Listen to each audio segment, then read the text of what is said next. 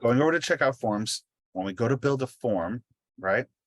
You can see here, add, it'll say, hey, do you want to do a checkout form for, all these different types, right? When you click into that checkout form, it's going to have you add in your product, right? And then you can see right here, make reoccurring.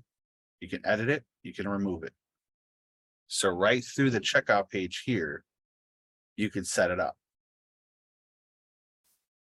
No, I don't want it to be $1,000. I want it to be reoccurring monthly for for 5 months to make that 1,000, right?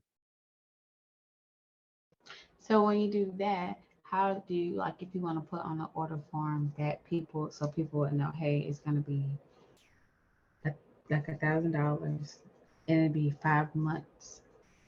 Sorry, 5 payments of $1,000. How do you actually put that on the order form?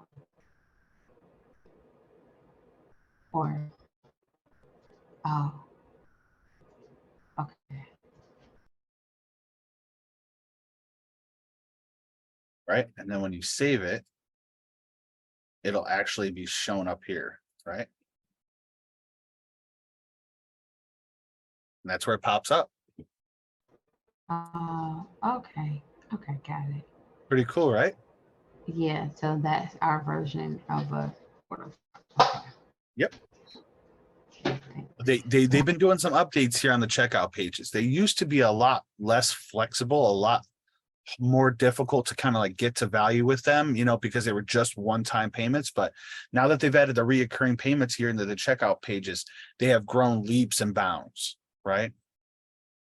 And it's really kind of simple to kind of mess with it here. You add your product, you click on your product that you want to add in, you edit your product. If you need to mess with anything, if you need to make it reoccurring or one-time payment, let's say you hate it. I messed up. I hate it. Boom. You remove that sucker. Gone. All right. Now you can try again, right? They try to make it super quick. Then once you're good with the initial setup, it asks you if there's more fields, more information you want to collect from these people, because by default, the checkout page is just going to grab their email, the name of on their card, the card information, right? Not like any type of qualifying information, not anything like that. But let's say Alex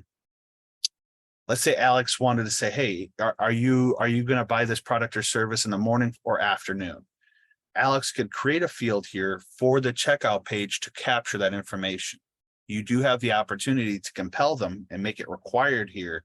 So that way, when they are buying your product, you can gather the information from that you need to start taking them to the next step.